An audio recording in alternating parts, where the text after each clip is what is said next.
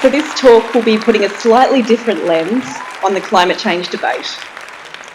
I'll be describing how the latest in science, neuroscience, and psychology encourage us, before acting on climate change, to first put on our own oxygen masks, turn inwards, and begin by assisting our internal environment.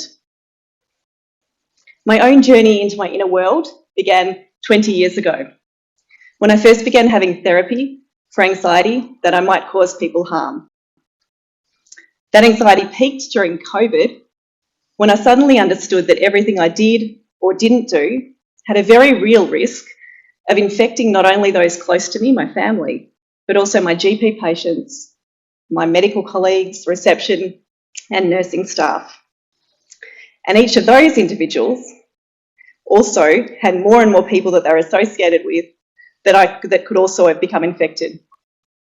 So COVID demonstrated to me in a very real sense that we are all connected. And it was during the pandemic, as I completed my transition into GP mental health counselling, that I first heard about internal family systems.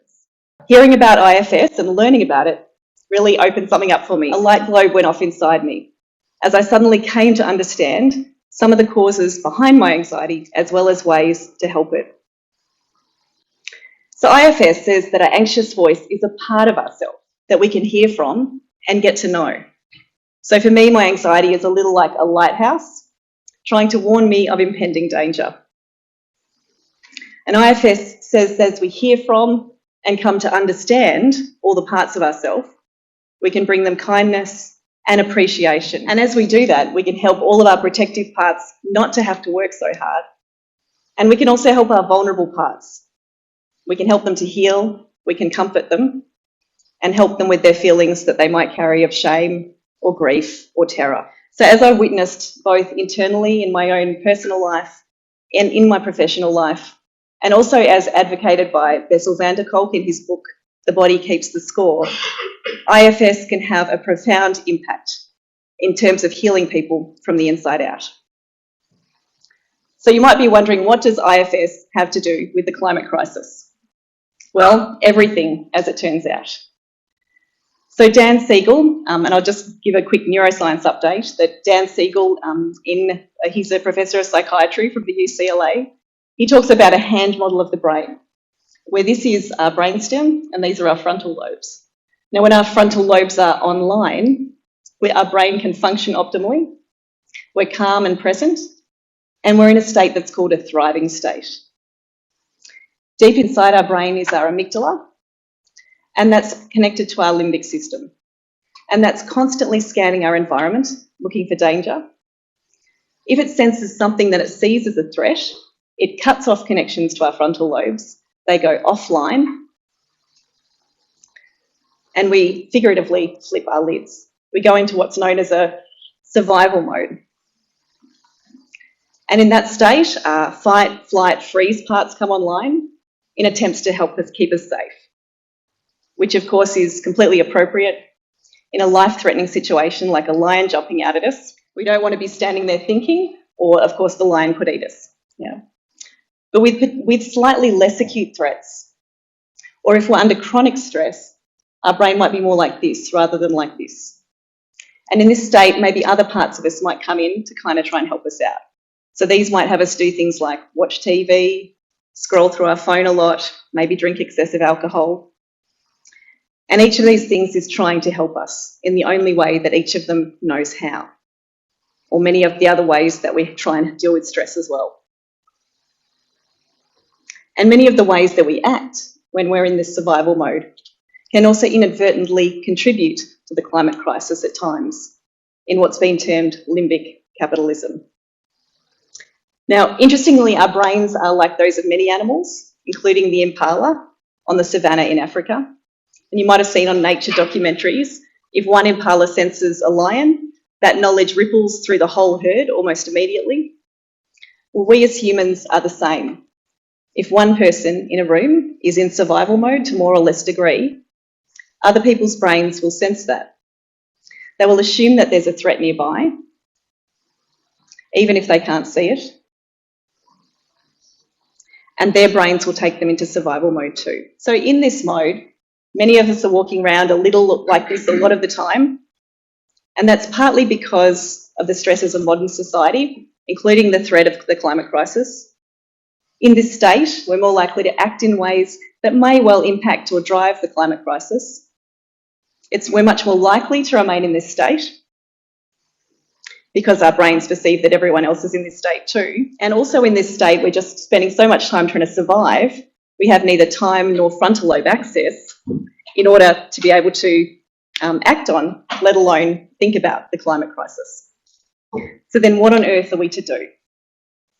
Well, firstly, we can access self-compassion. That means treating ourselves as we would a good friend. And from this state, we can remind ourselves that our brain is only doing exactly what it's designed to do. It's trying to keep us safe and alive. Every protective part of us has a positive intention for us. Secondly, the more that we bring curiosity and compassion to all of our parts, it helps them to soften, and we head back more into a state of thriving. So I invite you to join me now as we head inside, turn inwards for a brief meditation.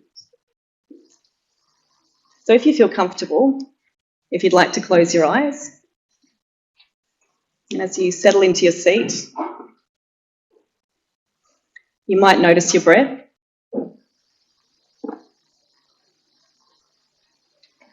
And I invite you to take yourself to a special place in nature that you treasure.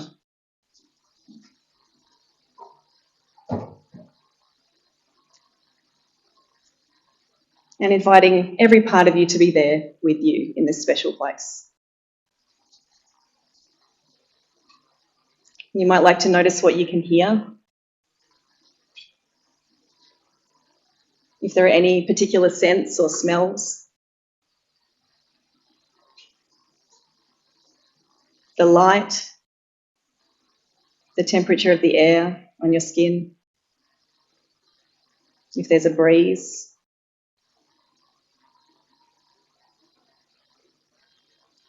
And you might like to notice how it feels inside to be in this special place with all your parts, connected with them.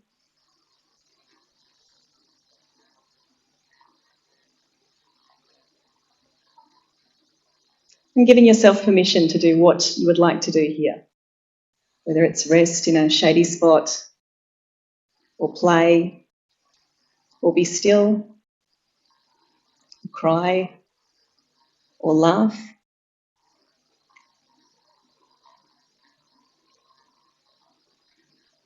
And notice how you belong in this place, how you're connected with it. And you might like to offer gratitude to this place.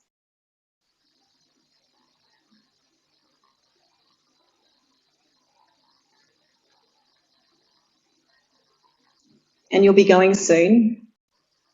So check with all your parts that came with you. Gather them in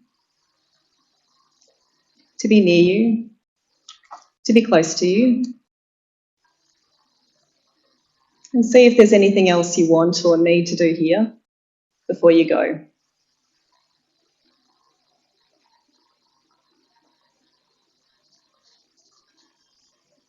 And when you're ready, coming back, opening your eyes.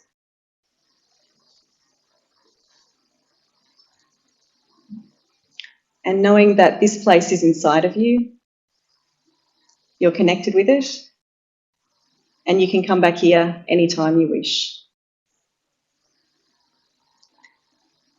And from a state like this, of calmness, compassion, and internal connection, we can then turn outwards, collaborating with others from a place of altruism and trust, to take the courageous actions that are required in order to live harmoniously with our remarkable natural world. And perhaps most fascinatingly, as we bring compassion to all of our parts, those around us perceive our felt sense of safety, and they're also more likely to be able to drop into a state of thriving too. So our internal environment is contagious. Our nervous systems are all connected, just as we're connected inside and out with our climate.